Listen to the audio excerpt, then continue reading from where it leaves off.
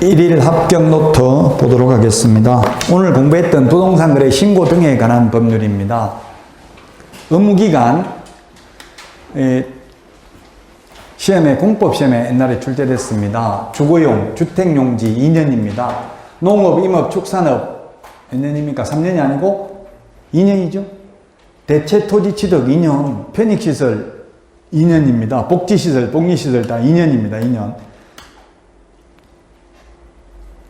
예, 농업 2년입니다. 그 다음에 단독주택을 취득하여 실제로 이용하는 자가 해당 건물의 일부를 임대하는 경우에는 토지 이용 의무기간이 적용되지 않는다. 예, 일부를 임대해도 상관없다는 이야기입니다. 실제로 이용하고 있으니까.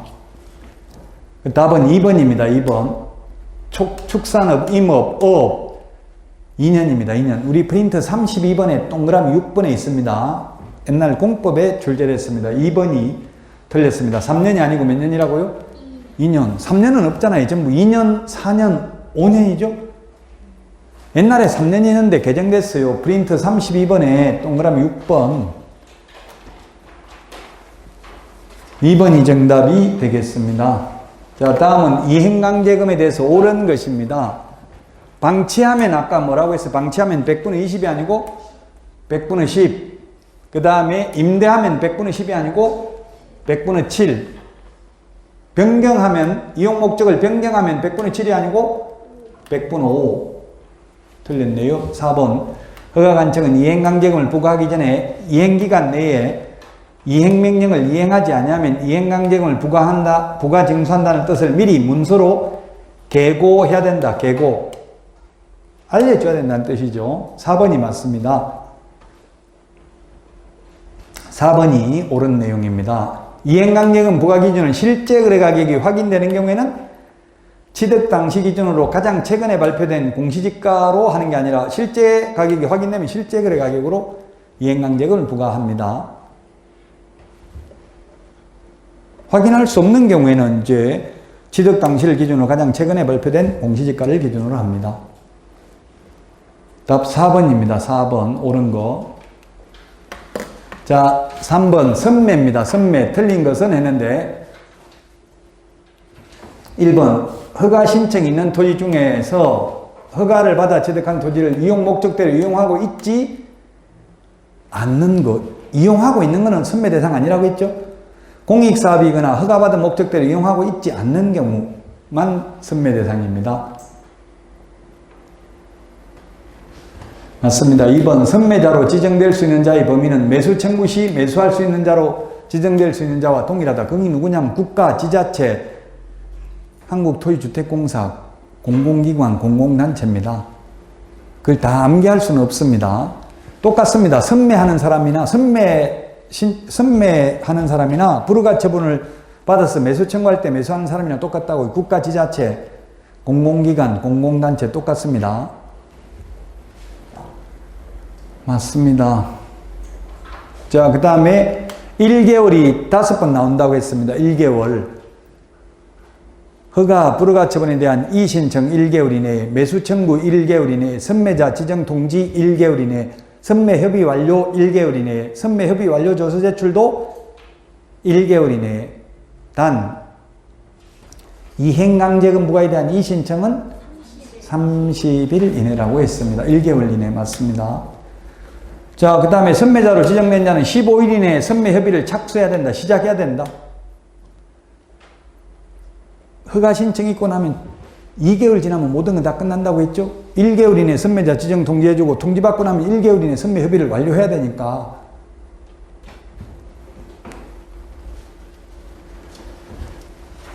자, 답은 5번입니다. 30일이 아니고 1개월 이내에 선매협의 완료조서 제출해야 된다. 선매협의 완료도 1개월입니다. 옛날에 이게 30일이었습니다. 바뀌었습니다. 법이. 제가 이의 신청했어요. 이거 바꿀 때. 옛날엔 30일이었어요. 조서 제출은 30일이고 선매협의 완료는 1월이었어요. 옛날에. 그러면 1개월은 31일까지 있는 날도 있잖아요. 그럼 31일이면 아직 완료도 하기 전에 완료조서를 제출한다는 모순이잖아요. 그래서 이것도 1개월로 바뀌었다고요. 30일에서. 선매협의 완료도 1개월 이내, 완료조서 제출도 1개월 이내. 완료가 1개월 이내인데 완료하기도 전에 제출부터 먼저 해야 되는 모순에 빠지게 되잖아요. 30일이면. 왜? 31일까지 있는 달도 있기 때문에.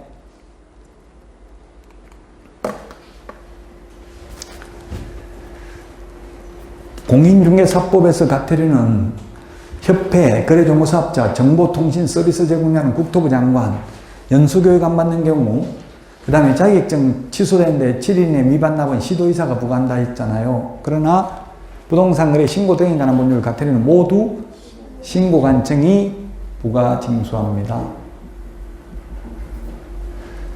만약 신고관청이 가태료를 부과한 때는 10일 이내에 등록관청에 통보해야 됩니다.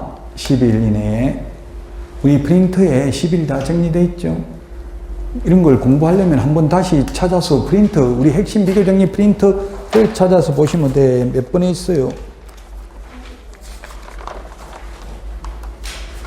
40번에 몇 번에 있는데요. 9번에 있죠. 40번에 9번. 40번에 동그라미 9번. 자, 거짓 신고한 자에게는 3천만 원 이하의 가태료 부과한다. 거짓 신고하면 5%, 100분의 5. 거래하지도 않았는데 거짓으로 신고하면 3천만 원 이하의 가태료죠? 우리 프린트 51번 맨 밑에 보면 있습니다. 거래하지도 않았는데 거짓으로 신고한 경우 3천만 원 이하의 가태료고, 거래해놓고 거짓으로 신고한 경우는 5% 이하 가태료입니다. 자, 그 다음에 외국인 등이 계약일로부터 60일 이내에 신고하지 않거나 거짓으로 신고한 자에게는 300만 원 이하의 가태료를 부과한다. 맞습니다. 다만 매매계약은 30일이라고 했죠. 매매계약은 교환계약이나 증여계약은 60일이고 매매계약은 특례가 적용되는 게 아니기 때문에 30일. 그 매매계약은 30일 이내 안 하면 500만 원 이하의 가태료입니다. 그 다음에 개업공개사에게 부동산 거래 신고를 하지 아니하게 하거나 거짓으로 신고하도록 요구한 자에게는 500만 원 이하의 가태료를 부과한다. 그렇습니다. 500만 원 이하의 가태료. 지난주에 내드린 거 행정벌 정리 프린터 보면 다 나와 있죠. 자, 그 다음에 5번입니다. 틀린 것인데, 매매계약의 경우 계약 체결로부터 30일 이내에 신고관청에 공동으로 신고해야 된다. 공동으로 신고한다는 말은 신고서에 서명 또는 날인을 공동으로 하는 것이고, 제출은 1인이 제출한다고 했습니다. 계약 일반 당사자가 국가 등인 경우는 국가 등이 부동산 거래 신고해야 됩니다. 3번 외국인이 30일 이내에 신고하지 아니한 경우에는 500만 원 이하의 가태료입니다. 매매는 동그라미 1번이 매매잖아요. 매매. 교환계약이나 증여계약은 60일 이내에 외국인이 신고해야 되고 안 하면 300만 원 이하의 가태료라고 했죠. 기출문제 출제를 했습니다. 외국인도 매매계약은 30일 이내에 신고해야 됩니다. 안 하면 500만 원 이하의 가태료입니다. 개황조사란 지역별 조사를 실시한 결과 허가구역 지정 요건을 충족시킬 수 있는 개인성이 특히 높다고 인정되는 지역에 대해서 지가 동향 및 토지거래 상황을 파악하기 위해서 실시하는 조사를 말한다. 좀 낯설죠, 이런 거는. 시험에 잘 안 나온다는 이야기예요. 나온 적은 없어요, 시험에. 개황조사는 분기별로 실시하는 게 개황조사입니다. 이런 게 중요한 게 아니라고요. 잘 안 나오고 낯선 지문은 중요한 게 아니고 자주 보이는데 조금 헷갈리는 게 이런 게 중요한 거죠. 이건 시험에 나온 적은 없습니다. 개황조사는 분기별로 실시하는 겁니다. 4번이 답이고요. 5번 신고 내용을 조사한 경우 신고관청은 조사 결과를 시도지사에게 보고해야 되며 보고받은 시도지사는 신고관청이 보고한 내용을 취합하여 매월 1회 국토부 장관에게 보고해야 됩니다. 매월 1회입니다. 1개월 이내가 아니라 매월 1회가 되겠습니다. 우리 프린터 그 50번에 동그라미 4번 신고관청은 시도지사에게 며칠 이내에 보고하라는 말 없습니다. 그냥 보고하라고 되어 있고요. 보고받은 시도지사는 매월 1회 신고 내용 조사 결과를 국토부 장관에게 보고해야 된다. 50번의 프린터 4번에 있습니다. 조금 어렵죠, 이런 표현이. 시험에 자주 나오진 않는다는 이야기입니다. 이런 조금 어려운 표현은.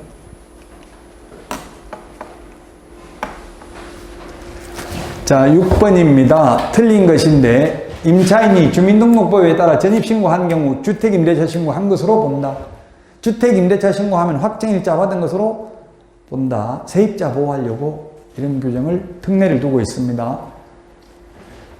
2번 신고관청은 위반행위의 동기, 결과, 횟수 등을 고려하여 개별 기준에 따른 과태료 금액의 2분의 1, 3천만 원 이하의 과태료와 취득가격의 100분의 5 이하를 위반한 경우에는 5분의 1 범위 안에서 그 금액을 늘리거나 줄일 수 있다. 아무리 늘리는 경우에도 법에서 정하고 있는 과태료 금액을 상한을 초과할 수는 없다. 우리 프린트 56번 56번에 2분의 1에 동그라미 3번, 4번, 5번, 6번 그 5번, 6번에 보면 500만 원 이하의 과태료, 100만 원 이하의 과태료는 2분의 1 범위 내에서 그 다음에 그 밑에 까만 별표 5분의 1 범위 내에서 가중감경은 뭐라고 되어 있어요? 3천만 원 이하의 과태료, 취득가격의 100분의 5 이하 과태료는 5분의 1 범위 내에서 가중 또는 감경, 늘리거나 줄일 수 있다. 아무리 늘리더라도 법에서 정하고 있는 기준금액을 초과할 수는 없다. 4번 자진신고하려는 부동산 등의 거래계약과 관련하여 국세기본법 또는 지방세법 등 관련 법령을 위반한 사실 등이 관계기관으로부터 신고관청에 통보된 경우에는 과태료를 감경 면제하지 않는다. 맞습니다. 5번 자진신고한 날로부터 과거 1년 이내에 자진신고를 하여 총 2회 과태료를 감경 또는 면제받은 경우에는 과태료를 감경 면제하지 않는다. 2회가 아니고 3회입니다. 우리 프린터 47번 맨 밑에 있네요. 47번 맨 밑에 3회 최근 1년 이내에 자진신고를 하여 3회 이상 과태료의 감경 면제를 받은 경우 4번째 자진신고하면 면제 감경 안 해줍니다. 프린트 47번의 맨 밑에 까만 별표에 있죠. 답 5번입니다. 7번입니다. 포상금. 포상금이 있네요. 포상금이 이게 부동산 거래 신고 등에 관한 법률 포상금이 있는데 포상금 이런 거는 시험에 이게 기출 문제인데요. 시험에 나오면 계산을 해봐야 되겠죠. A,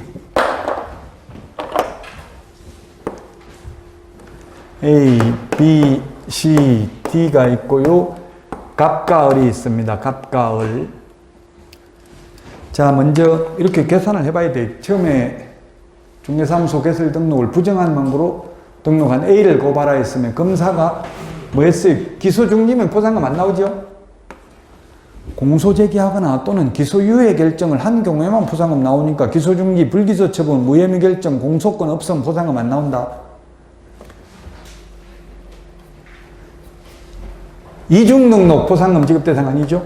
무부양, 광시공시 요거는 기출문제 아니네. 제가 냈기 때문에 좀 어렵네요. 기출문제의 패턴을 그대로 유지하면서 표현만 제가 조금 바꿨다고요. 기출문제 이런 패턴이 나왔어요. 그대로. 이중등록 포상금 지급 대상 아니잖아요. 무부양, 광시공시, 프린트 28번. 등록증 대여, 양도대여 포상금 지급 대상이고요. 공소제기했지만 무죄 판결, 판사가 무죄 판결해도 포상금 나온다 했죠? 요거는 포상금 안 나오고 C는 지금 25만 원씩 나오잖아요. 25만 원씩. 누가 했어? 지금 합의 없이 공동을 했잖아요. 두 명이 같이 갔잖아요. 같이 가버리. 그렇죠? 그 다음에 리얼. 을은 등록증을 대의한 D를 신고했는데 검사가 불기소 처분을 하였다. 불기소 처분, 무혐의 결정, 공소권 없음. 포상금 안 나옵니다. 그래서 답은 25만 원. 1번이 답이죠? 1번. 요 계산하는 문제가 시험에 3문제 출제됐습니다. 요런 패턴 그대로. 단 제가 말만 조금 바꿨어요. 기출문제를 조금 변형했다고요. 기출문제는 이런 거, 이중등록 이런 거 안 나왔고, 다 포상금 지급받는 것만 나왔어요. 저는 자꾸 이게 계산할 거 아니에요. 이거 이중등록은 보지도 않고, 일부러 틀리보라고 조금 어렵게 냈어요.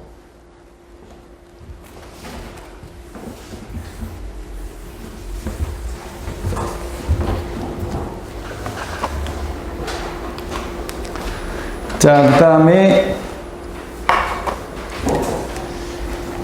8번 국토부 장관, 국토교통부 장관 또는 시장 군수구청장은 적절한 부동산 정책 수립 및 시행을 위하여 부동산 거래 상황, 외국인 부동산 취득 현황, 부동산 가격 동향 등 이 법에 규정된 사항과 관련된 정보를 종합적으로 관리하고 이를 관련 기관, 단체에 제공할 수 있다. 이것도 아마 조금 낯선 지문일 거예요. 시험에 잘 나오지는 않았다.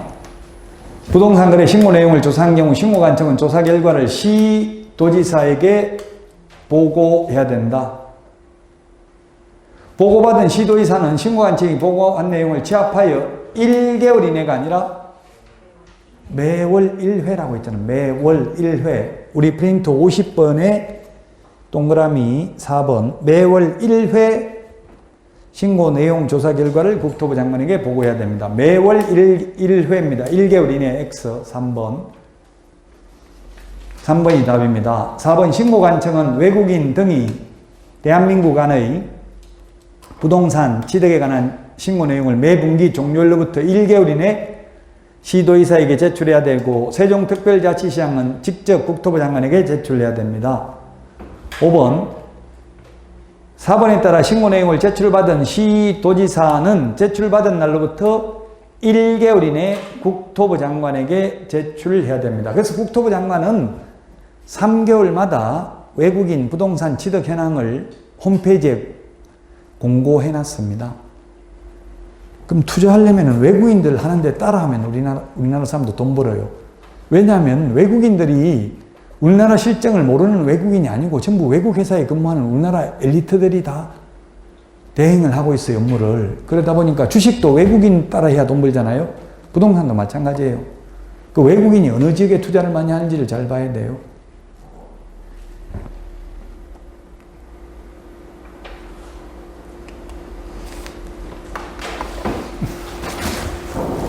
자, 주택 임대차 신고사항 요거는 시험에 나온 적 없습니다.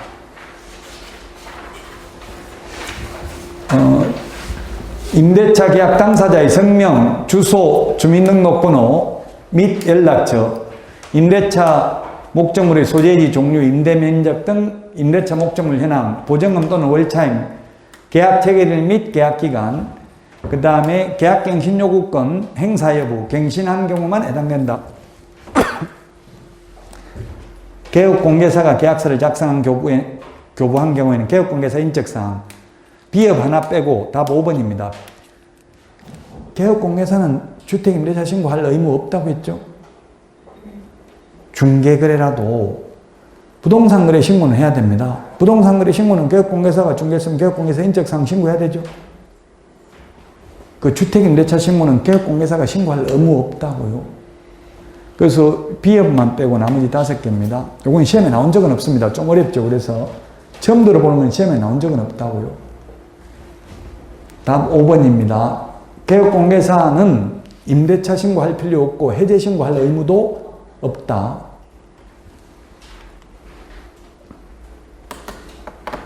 틀린 것입니다. 투기과일지구에 소재하는 주택으로서 실제 거래 가격이 3억 이상인 주택의 계약 체결한 경우에 한하여 자금조달계획 신고해야 된다. 한하여 X죠? 자금조달계획 실입주 여부는 투기과일지구나 조정대상 지역은 금액과 상관없이 비규제 지역은 6억 이상인 경우, 법인이 취득하는 경우에는 지역과 금액과 상관없이 자금조달계획 실입주 여부를 신고해야 되고, 투기과일지구인 경우에는 증빙자료 제출해야 된다고 했습니다. 건축법은 아니고요. 건축물 분양에 관한 법률에 따른 공급계약이죠. 건공도시, 빈산주택 할 때 건축법은 X입니다. 3번 거래 당사자 중 매수인이 국가 등인 경우에는 자금조달 제출 규정의 적용을 배제한다. 예. 이게 매수인이 국가 된 경우입니다. 작년에는 계약 일반 당사자가 국가인 경우 이렇게 되어 있는데 개정됐다고 2월 28일 날. 매수인이 국가 등인 경우에만 자금조달 계획 제출 안 해도 된다고요. 자, 그 다음에 개업공개사가 계약서를 작성 교부한 경우에는 계약 일반 당사자가 국가 등이라도 개업공개사가 부동산 거래 신고를 합니다. 임대차 신고나 해제 신고는 개업공개사가 할 의무 없다고 했습니다. 자, 그 다음에 5번 부동산 거래 계약을 신고하려는 자 중 매수인 외의 자가 자금 조달 입주 계획서를 제출하는 경우 매수인은 부동산 거래 계약을 신고하려는 자입니다. 하려는 자에게 계약 체결로부터 25일 이내 자금 조달 입주 계획서를 제공해야 된다. 25일 이내 누구에게 제공하는 거예요? 개업공개사에게. 신고관청이 제공하는 게 아니고, 그럼 개업공개사가 받아가지고 30일 이내 신고관청에 신고하면 됩니다. 개업공개사 또는 직거래인 경우 법무사가 되겠습니다. 25일 이내 신고관청에 제공해야 된다 하면 X입니다. 신고관청이 아니고 누구요? 신고하려는 자, 신고하려는 자에게 제공을 해야 됩니다. 자, 여기까지 하고 이제 그 1시간 있다가 2시 10분부터 그 누적 모의고사 시험 직접 보시고요.